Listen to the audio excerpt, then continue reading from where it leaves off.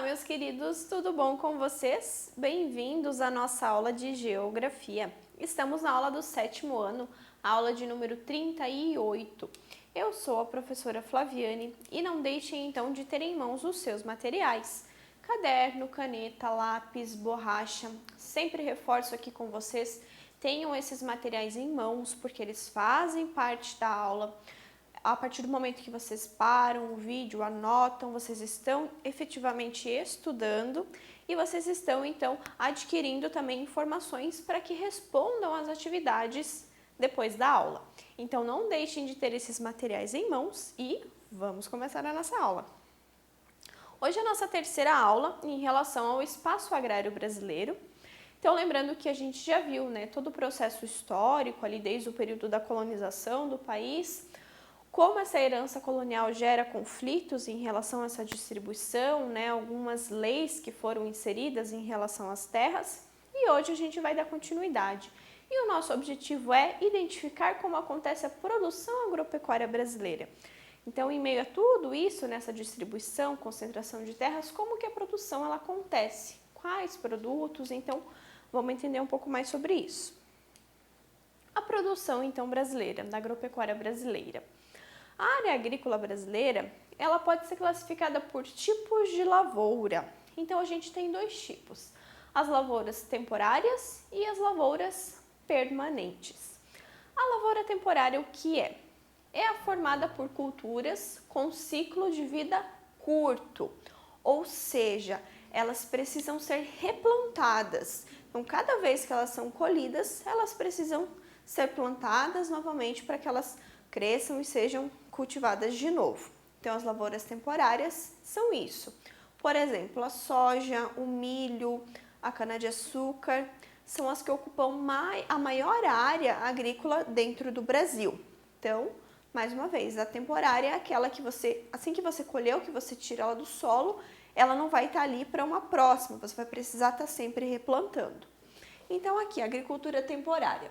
São 104 milhões de toneladas, aqui ó, a quantidade de soja em grãos, que é produzida em mais de 236 mil estabelecimentos agropecuários. Então lembrem que os estabelecimentos são os locais, né, de produção, as terras ali. Esse é o Censo Agropecuário de 2017, é o último censo agro, né, em relação à agropecuária do Brasil, que o IBGE fez. Então, são dados oficiais do último censo agropecuário. O milho aqui, 1,6 milhão, né, milhões, né, o trocadilho ali, milho, milhão, mas enfim, 1,6 milhões, então, de número de estabelecimentos agropecuários que cultivam o milho e foram produzindo 91 milhões de toneladas, então, desse grão. Então, milho e soja, né, junto com a cana-de-açúcar, são as principais lavouras temporárias que nós temos no Brasil. Depois a gente tem a permanente. Ao contrário da temporária, então, são aquelas culturas que levam mais de um ano para produzir, porém, elas não precisam ser replantadas depois que é feita a sua colheita. Exemplo, então, as árvores frutíferas, né, e dentre elas a gente tem a laranja, tem também o café, que é outro grão que não é necessário, então, replantar para que ele seja produzido de novo, né? Colhido o grão ali direto do pé. Então, a lavoura permanente é aquela que fica. Você colhe, depois ela vai, né, crescer de novo ali, vai dar a florzinha, o brotinho, a florzinha vai frutificar ali, você vai colher aquele fruto, então, mas o pé ali ele vai continuar, você não precisa estar replantando. Então, aqui a agricultura permanente. 7,2 bilhões é o número de pés de café existentes nos estabelecimentos agropecuários, né? Quantos pés de café, então, o Brasil tem plantado, né? A produção do café torrado foi de 47,7 mil toneladas, sendo que 35 mil em grãos e 12.300 são moídos. Então, o Brasil, né, é um dos maiores produtores de café do mundo. Cerca de 265 mil estabelecimentos estabelecimentos foram produzidos o quê? 2 milhões de toneladas de café arábico, que é uma qualidade de café, e 520 mil toneladas de café canéfora, outra qualidade de café. Os cafés eles são divididos por espécie, né, qualidades, assim como outros tipos de cultivo também. Já os estabelecimentos agropecuários.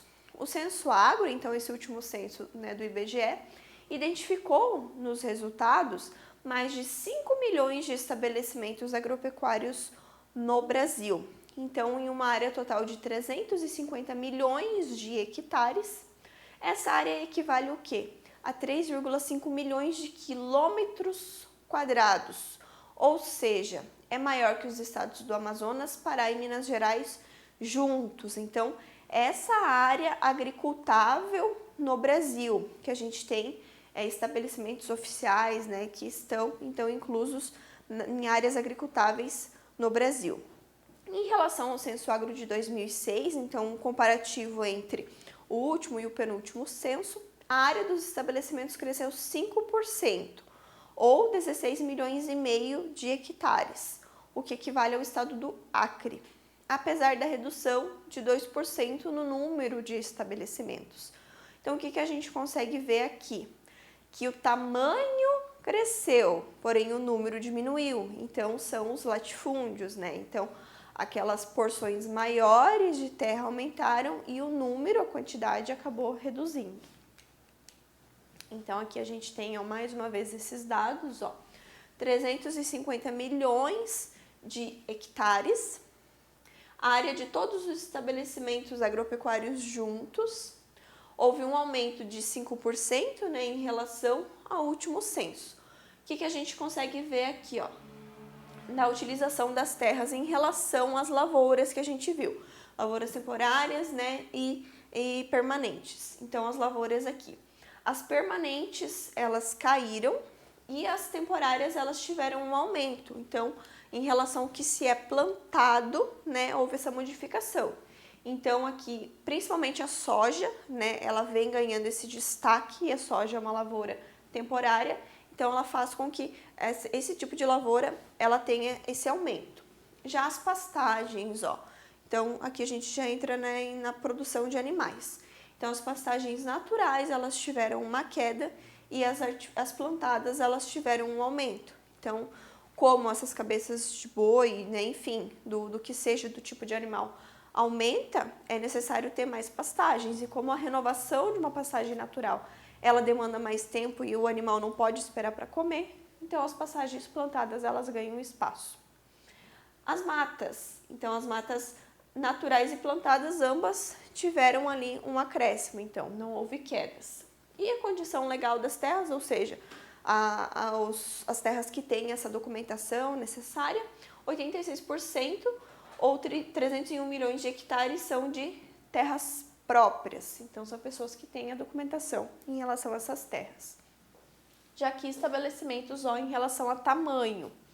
Então, aqui a gente consegue ver 70% dos estabelecimentos têm área entre 1 e 50 hectares. Mas o que isso quer dizer? Tamanho, ó. Entre 1 e 50 hectares, aqui, são, então, a maior quantidade de estabelecimentos, então, são esses menores aqui. E os que têm áreas maiores, ó, são menos pessoas, porém, lembrem que elas ocupam áreas maiores, porém estão na mão, né, de menos pessoas. Pessoas ocupadas, então as pessoas que estão trabalhando, né, efetivamente na terra, os trabalhadores rurais. Nas últimas décadas, o Brasil se transformou em um dos maiores produtores e fornecedores, né, de alimentos e fibras. Né? Tanto é que o Brasil, até hoje, né, hoje já não é tanto, mas teve uma época em que foi conhecido como celeiro do mundo, justamente por fornecer, né, esses alimentos. Sua participação no mercado, então a participação do Brasil no mercado dos produtos agrícolas, é resultado de uma combinação de fatores. Investimento em tecnologia, então em relação à Embrapa, que foi um órgão bem importante para o desenvolvimento então dessa agricultura comercial do Brasil, a pesquisa e expansão também da fronteira agrícola. Em 2017, havia mais de 15 milhões de pessoas ocupadas, então trabalhando nesses estabelecimentos agropecuários ali. Em 11 anos, isso representa uma queda de 1,5 milhões de pessoas. Então, houve essa queda no número de trabalhadores rurais, o que leva, né, à questão do êxodo rural. Isso inclui produtores, parentes, né, trabalhadores temporários e trabalhadores permanentes. Então, essa perda de pessoas ocupadas no campo, né, em 11 anos, chegou ali em 1,5 milhão de pessoas. No sentido oposto, né, então, no contraponto ali, o número de tratores, então a mecanização do campo, cresceu quase 50% nesse período e chegou a 1,2 milhões de unidades. No ano de 2017, cerca de 734 mil estabelecimentos utilizavam os tratores. Então, tem aí esse contraponto, né? Ao mesmo tempo que as pessoas trabalhando, elas diminuem, o maquinário, ele aumenta, isso também gera impactos no volume da produção, né? Então, tem aí esses contrapontos acontecendo.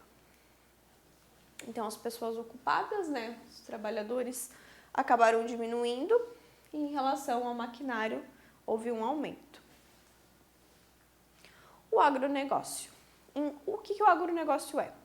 Ele engloba as atividades do processamento, da industrialização, da distribuição e da comercialização dos produtos agropecuários, o que articula vários setores. O agronegócio, então, é toda a cadeia produtiva, né, do agro. A modernização da agropecuária faz parte de um processo de industrialização do campo e de maior integração das atividades econômicas nacionais nessas cadeias produtivas. Essa integração ela é feita por meio da cooperação e interdependência, principalmente das cooperativas, né, das indústrias, dos centros de distribuição, que vão utilizar matéria-prima animal ou vegetal. Então, o setor primário. Quanto mais processos, né, quanto mais processado por essas cadeias produtivas ali, mais o produto agropecuário tem valor agregado, mais ele vale. Então, isso a gente já viu em relação ali aos setores econômicos, né? Quanto mais processamento em cima dele, quanto mais trabalho em cima de um produto, mais ele vai valer, mais valor de mercado ele tem. Então, o agronegócio, ele conseguiu transformar aquilo que era matéria bruta, né, em um produto com maior valor agregado, porque ele passa por outras fases de processamento. Então, aqui a gente tem um exemplo da cadeia produtiva do café. Então, tem o insumo, né, as sementes, e os equipamentos agrícolas, que juntos vão para a lavoura. Da lavoura, né, as cooperativas vão trabalhar nessas lavouras. O que são cooperativas? São pessoas que se unem ali e montam uma empresa só, todas elas são sócias daquela empresa, e eles trabalham, então, de uma forma cooperada, unida no campo, para que eles possam, então, concorrer com empresas maiores. Um trabalhador sozinho dificilmente conseguiria concorrer com uma empresa grande, já as cooperativas, elas conseguem concorrer. Então, dessas cooperativas, né, nas cooperativas a gente tem um maquinário para processamento também, vão para uma indústria, né, e dessa indústria vai para outros locais. Vai para um exportador, que vai para o mercado interno, que vai chegar para você, ou vai para um atacado externo, né, para fora, que então vai chegar num consumidor final, e só que externo. Então, essa cadeia produtiva, por exemplo, do café. Então, tem todos esses processos. Isso aqui, essa cadeia produtiva de produção, processamento e distribuição, isso se chama agronegócio. Essa prática ela é mais vantajosa para o país. Por quê? Quando você exporta o produto in natura, ele tem um valor, né? Ele tem um valor mais baixo, ele está na sua forma pura. Quando ele é processado, você consegue um melhor preço, então ele já vai elevar o seu valor. Então, para o país, é melhor exportar suco de laranja do que a laranja in natura, porque o suco de laranja vai valer mais do que só a laranja. A crescente produção do campo beneficia também segmentos, né, de máquinas e equipamentos. Então, aqui entra a questão os trabalhadores rurais, infelizmente, saíram do campo, né, que a gente viu ali aquele 1,5 milhão, porém, em outro lado, outras pontas dessas cadeias produtivas ganharam trabalhadores, né? Essa questão da indústria de maquinário, desenvolvimento de tecnologia, de software e tudo mais. Então, outras pontas dessa cadeia ganharam trabalhadores. Então, a questão do maquinário, equipamento, dos adubos, defensivos agrícolas, bancos, empresas de investimento, Tudo isso faz parte desse processamento aí, dessa cadeia produtiva do agro. O resultado desse processo foi uma significativa mudança na importância dos diferentes produtos agrícolas e no valor obtido através da exportação desses produtos. Atualmente, o Brasil ele se destaca entre os principais exportadores, né, agrícolas mundiais. Então, nós somos, né, a gente tem no agronegócio um importante ponto do nosso comércio exterior, da nossa balança comercial. Exportações do agro, então, batem recorde no ano de 2020. Isso é uma Confederação Nacional dos Agricultores aqui da agroindústria. Então, aqui, ó, 42 bilhões de dólares foi a receita total entre janeiro a maio do ano de 2020. Só durante esse período aqui, ó, foi quase 8% a mais que no ano anterior, que seria o ano de 2019. Os principais produtos que o Brasil exporta: a soja, a carne bovina in natura, a celulose, que daí aqui já é, né, ela já está processada, não é só a madeira, já tem um processamento aqui, carne de frango in natura e o farelo de soja. Então aqui também já tem processamento, ó. Ao invés de ser a soja, só retirar a soja, já tem o processamento para ela virar farelo. Então, maio também foi recorde com receita de 10 bilhões, né? Alta de quase 18% na comparação com o mesmo período do ano de 2019. Então, atualmente, o Brasil é o quarto maior exportador mundial de produtos agropecuários. Aproximadamente 96 bilhões de dólares ali, atrás apenas dos Estados Unidos, União Europeia e da China. Então, hoje, o Brasil está, sim, concorrendo, batendo de frente com esses grandes mercados em relação às exportações agropecuárias aqui. O que a gente faz? Ó, produção e exportação brasileiras no ranking mundial em 2019. Então, aqui, ó, nesse ano, tudo que a gente produziu, né, e tudo que a gente exportou, ó, o primeiro e segundo é onde a gente está em localização no ranking mundial. Então, em primeiro lugar, a gente está em relação à exportação de açúcar, ó, a gente é o segundo maior produtor, porém exporta bastante, a gente consome e exporta. Então, café, suco de laranja, ó, o primeiro tanto produtor quanto exportador do suco de laranja, carne de frango, ó.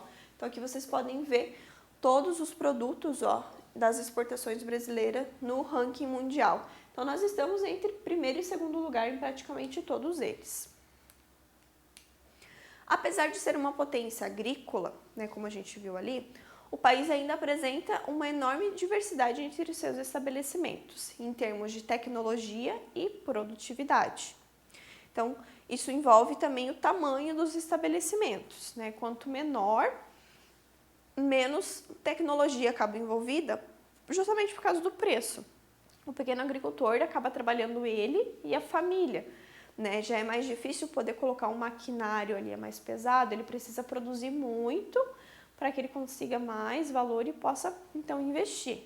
Então, essa questão de tecnologia e produtividade está ligada também ao tamanho do estabelecimento. As fazendas mais modernas, nas quais a maior parte dos produtos ali cultivados e são destinados à exportação, tem, né, a melhoria genética do rebanho, eles conseguem corrigir o solo, então a correção do solo faz com que a produtividade aumente, a mecanização dos processos, né, do cultivo até a colheita, todo o processo de processamento. Porém, a grande maioria desses estabelecimentos apresenta baixa produtividade, porque não tem acesso a crédito bancário e acaba estando fora desses circuitos aí do agronegócio. Então, também, mais uma vez, um contraponto aqui, em relação ao tamanho dos estabelecimentos e ao acesso que tem em relação à tecnologia. É aí que entra também, mais uma vez, a questão das cooperativas, auxiliando também nessa questão de aumentar a produtividade e aumento de tecnologia também. As médias, né, e algumas pequenas propriedades participam do agronegócio, sobretudo nas regiões sul e sudeste, por meio das cooperativas. Então, é aqui que elas entram para concorrer diretamente com essas maiores que detêm esses meios ali de produção e tecnologia. Então, como que funcionam as cooperativas aqui, ó? A gente já comentou, mas como elas funcionam? Ó. São 20 produtores ou mais, né? Eles formam, então, essa cooperativa. Ela precisa estar registrada e daí juntos eles compram maquinário, insumo, tudo que for necessário para que eles possam estar produzindo. Aí, a partir daí, eles vão, né, para a produção e algumas cooperativas, então, fornecem produtos para fábricas e daí, né, retira do campo e vai para a fábrica.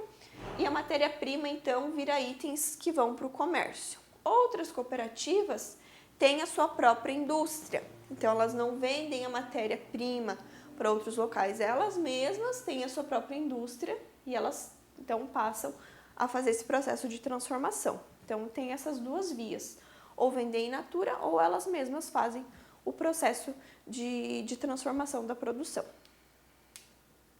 Então, o agro é dinheiro. E é isso, gente, hoje, então, para a nossa aula em relação a esses estabelecimentos. Então, hoje a gente viu o pessoal ocupado, quais os principais produtos, né, que o Brasil produz. Isso envolve ainda, mais uma vez, sempre trazendo em relação ao tamanho de estabelecimentos, isso é bem importante, porque é essa questão que a gente viu histórica ali. Então, tudo isso se interliga, né, por isso essa série de aulas. Na nossa próxima aula vai ser a nossa última sobre esse assunto. Não deixem de fazer as suas atividades então, e nós nos vemos na nossa próxima aula. Tchau, tchau!